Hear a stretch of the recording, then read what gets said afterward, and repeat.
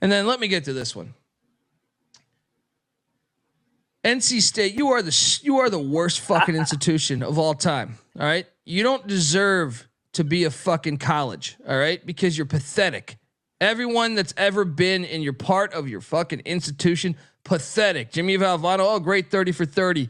But let's talk about how pathetic he was. He canceled ECU, playing ECU because ECU upset him on their turf and took down their goalpost. And you thought that was so classless that you couldn't play us anymore? How about you learn how to beat us, you little bitches? All right. Your whole school, your whole history is full of little bitches. All right. Here I am. I finally take you guys. All right. Because it's NC State, right? Ole Miss look like ass this season. No, you guys suck. You're terrible. You're a disappointment to your fucking parents. All you guys. All right. Good God. Anyway, your thoughts. This game was over in the first 4 minutes. They got punched right in the mouth. And I was so pissed. Like, I should have known, hey, if Colby's betting NC State, that means they're definitely not going to cover. It's like Steve Alford. I'm pissed that we went against Chris Beard. And I know they look like shit, but he's such a better coach than Kevin Keats. Dude, they're lucky. They're lucky that I'm not president of the country. I'll fire our own missiles at fucking NC State. All right. Hi, they Noah. Suck. They fucking suck. Everyone there should be fired. Kevin Keats, how the fuck does he still have a job? All right. He's been at NC State for 10 years. He must have saw the fucking presidents having homosexual activities or something. What's going on here? He still has the job because they had the Chuck E. Cheese NCAA tournament appearance last year. Yeah, ridiculous. But they went 3 for 25 from behind the arc tonight. So Chris Beard's defense finally showed up. A team that I was high on in the preseason. And you know what? This was kind of like a reverse tragic magic play because before the game they figured out they're getting Moussa Cisse back. So, which is a joke. Yeah, I mean, which is a fucking joke. I'm over here can't get anybody eligible, and he gets eligible. I'm like, are you kidding me? One waiver down, one waiver to go. If Brandon Murray can somehow get approved by the NCAA, this team is going to the tournament, and Chris Beard is hightailing over to Louisville. Brandon Murray should not get his waiver. Look, here's the problem. In one side of me is like he should get his because Moussa Cisse did. So if you're Brandon Murray, you're sitting there saying, "What the fuck?" Right? Now them approving Moussa Cisse. What? I mean, Ole Miss, in my opinion, is like the dirtiest program in all of college athletics. So I'm assuming someone got slipped an envelope to make that decision. Yeah. Or you took you got the company card. Oh, Bill, you work for the NCAA? Come have dinner with me. On me. You know what I mean? Something. How does that happen? Look, here's the problem. I know we're in this day and age with like, you know, I think we've talked about this where like the pendulum swung. You had assholes before that would block transfers. A lot of them. So I understand how ridiculous that is. You have someone just trying to find a better opportunity and you have coaches just saying, no, he committed to me. Fuck him. Even though he's going to sit on the bench and be the 13th guy. Ridiculous because you should always have the best interests of your players, in my opinion. But at the same time, the pendulum has swung so far the other way, which I felt like that was due to happen from, you know, decades of being assholes, of the coaches being assholes. But the pendulum swung so far that you have situations like Moussa Cisse who switches schools every fucking year. You know, just out of here. You know, what, really Memphis, Oklahoma State, Ole Miss. I think he was committed to another one too from the start of his college career. He's had, I mean, for them to approve, I would like them to explain themselves. The NCAA, not Moussa Cisse. Moussa Cisse is just trying to take advantage of the system. I understand him.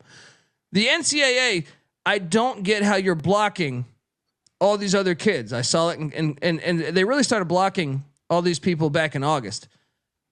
You saw it with I know Colorado had a guard from Jackson State that Dion brought with him, who's really good, who's a big time recruit. He got blocked, and he had like a legit scenario with his family. If you buy it, but I'm like, okay, they're blocking.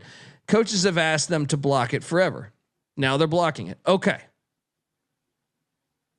And the kid from Jackson State, this was the first time, right? It was just a jump up. So, if you're going to do that, you have to stay consistent. Yep. Letting Moussa Cisse get this and blocking 1,000 others, I don't understand it. You know what I mean? I don't understand how, if you're going to, you got to be one or the other. You know what I mean? You can't just sit around here with your foot over here, your foot over there, because that's how you look like. And then you get upset, NCAA, when you look like fucking idiots and everyone hates you. Everyone hates you because you never have your fucking mind made up. All right. You're okay in people here. You're not okay people here. The same situation with the Harbaugh shit. We can go one by one. I hate it. But anyway, hey, if you're Moussa Cisse, who gives a fuck? Cash in, man. Enjoy your life. What do you make of all this? You think I'm accurate here, or you think I'm a fucking lunatic? No, you're absolutely right. There's no consistency. They flip a fucking coin, and it landed on yes this time. So hey, he's eligible. What's the difference from West Virginia's standpoint between him and Raekwon Battle? Both their coaches. I mean, actually, Raekwon Battle's coach left. Cisse's didn't even leave. Yeah, fucking Mike Gordon's still there. He just left because he wanted to leave. Cisse's never left with Penny. Penny's still at Memphis. That's what I'm saying. There's no consistency to it. And they play Memphis on Saturday, by the way. Oh, I like that. Okay. So maybe they want a little headline. Cisse returns for the Memphis game. I don't know, but yeah, Ole Miss is pretty good now. They should have a rule: if your coach leaves, everyone's allowed to go. Everyone's allowed to go. Just have something consistent for once. Don't pick and choose based off of who the coach is, who the institution is, who's banging who. I don't know what their fucking criteria is. Why totally can't you just? It's Colby. A simple thing, right? Consistency. As a college athlete, I totally agree with Colby. Like, you get recruited to a school by a coach, and if the coach takes off for a better job, like even for football right now, I think it's so bullshit that they leave before the bowl game's even played. Like it just ruins the back half of the season. You still got a month left where you're still tied to the school, or you just jump into the transfer portal and now this team is playing without their quarterback. Like Van Dyke for Miami's like, oh shit, we need a quarterback. No, but I completely agree. To me, if your coach is going to leave, you're committing to the university with the coach. The coach is the one that's got to walk into your living room and explain to your parents that, hey, I'm going to mold this guy to be a great basketball player, but also a great part of society, and so on and so on and so on. So to me, you're buying, yes, the university, but you're also buying the coach. So if the coach leaves, it should be open. If the player loves the university, then fucking stay if you want to. But you should also have the way out, just like any fucking student would in general. I don't know. I get it. You're making more of a commitment than you would with a normal student. But at the same time, to me, if your coach fucking leave, you should have a pass. And how are you going to give a pass to Moussa Cisse every 6 months? Every 6 months, this guy gets a pass. What is he? Is his fucking mom working for the NCAA? What the fuck is going on here? Yeah, and I just want to put a stamp on this. If the coach can leave and he can coach the very next year, the kid should be able to leave and play the very next year. That's the bottom line. Yeah. It's all ridiculous. No one's got fucking common sense. It's like the Cam Ward shit. I don't know if you guys college football. He hasn't even been in the portal. But apparently, like 50 schools have contacted him saying, "Hey, we're going to pay you millions of dollars." It's like we're giving Jim Harbaugh shit about having some guy stealing signals. Meanwhile, half the teams in college football are contacting this guy while he's playing. The season isn't even done yet. How the fuck is that right? It's not, man. That's where NIL. Like, I get it's good that they're getting paid, but NIL and portal together is not what it was meant to be. And it's the NCAA is just a sitting duck. They're a bunch of fucking idiots is what they are. Yeah. And I'm sorry. I know this is a basketball show, but this I think goes for any of the college shows when I say, fuck you, NC State.